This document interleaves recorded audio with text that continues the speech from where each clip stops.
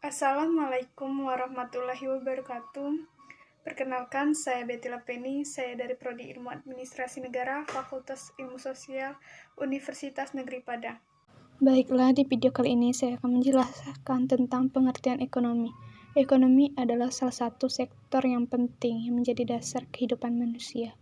Segala sesuatu yang membuat manusia berinteraksi dan melakukan transaksi dibahas dalam ilmu ekonomi. Ilmu ekonomi juga adalah ilmu yang mempelajari tingkah laku manusia untuk mendapatkan dan mengelola sumber daya yang terbatas.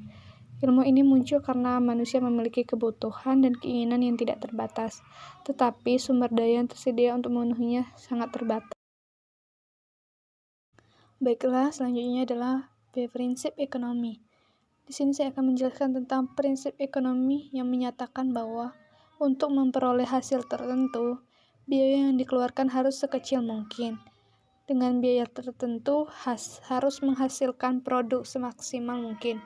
Jadi, prinsip yang pertama menunjukkan bahwa dalam melakukan pemilihan harus didasarkan pada pemilihan biaya yang paling efisien. Sedangkan yang kedua menunjukkan bahwa pemilihan berdasarkan pada aspek produktivitas. Efisiensi dan produktivitas memang merupakan dua istilah yang melekat dan menjiwai kegiatan ekonomi. Adapun konsep ekonomi itu 1. Opportunity cost. Konsep yang pertama dan bisa dibilang konsep yang paling populer. Opportunities. Konsep ini merupakan salah satu komponen utama dalam proses menetapkan sebuah keputusan, di mana dalam menjalani prosesnya, kamu akan dihadapkan pada berbagai pilihan. Dalam konsep ini, kamu akan melibatkan hal yang harus dikorbankan berupa cost. Yang kedua, marginal utility theory. Teori yang kedua ini memberikan gambaran mengenai perilaku kita dalam menentukan cara kita melakukan pengeluaran. Arti dari utility sendiri adalah tingkat kepuasan konsumen. Konsumen akan membandingkan biaya yang dibutuhkan dengan tingkat kepuasan yang akan didapat. Singkatnya, kita akan memilih suatu barang atau jasa yang memberikan kepuasan paling banyak, didapat dari uang yang dimiliki oleh konsumen. Yang ketiga, risk-return trade-off.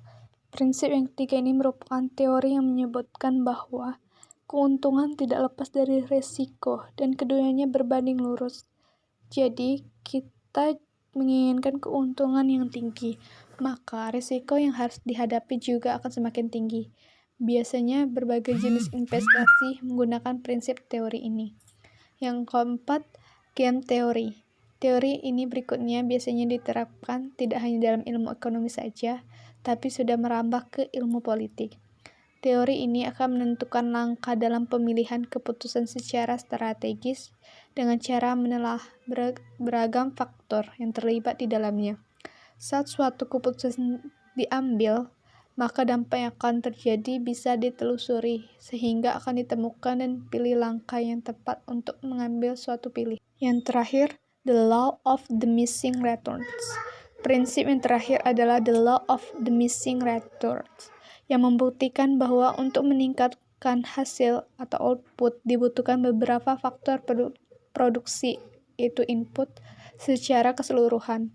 Seandainya ada satu faktor yang dimaksimalkan, sementara faktor yang lainnya menurun, kemungkinan output juga menurun. Selanjutnya C. Pendekatan ekonomi. Pertama, teori ekonomi mikro, yaitu ilmu ekonomi yang dalam pendekatannya terhadap besar-besaran ekonomi yang menggunakan secara keseluruhan atau agregat. Teori ekonomi ini juga biasa disebut sebagai analisis pendapatan nasional atau teori pendapatan nasional. Yang kedua, teori ekonomi mikro, yaitu ilmu ekonomi yang dalam pendekatannya terhadap besar-besaran ekonomi yang menggunakan secara kelompok atau secara individual. Misalnya, analis keseimbangan konsumsi dan sebagainya. Analis ekonomi mikro ini bisa juga disebut sebagai analis harga pasar atau teori harga. Selanjutnya D. Produksi. Produksi adalah kegiatan menambah kegunaan suatu benda atau menciptakan barang sehingga lebih bermanfaat untuk memenuhi kebutuhan hidup.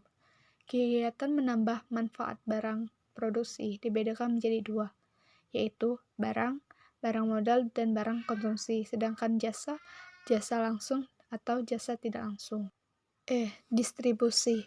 Distribusi adalah penyaluran atau penyampaian barang dan jasa dari produsen ke konsumen. Proses penyaluran distribusi dapat dibagi menjadi dua kelompok, yaitu distribusi langsung adalah proses penyaluran barang dan jasa langsung dari produsen ke konsumen. Sedangkan distribusi tidak langsung adalah proses penyaluran barang dan jasa dari produsen ke konsumen dengan perantara. Yang terakhir, konsumsi. Konsumsi adalah suatu kegiatan yang bertujuan untuk mengurangi dan menghabiskan daya guna suatu benda, baik berupa barang maupun jasa.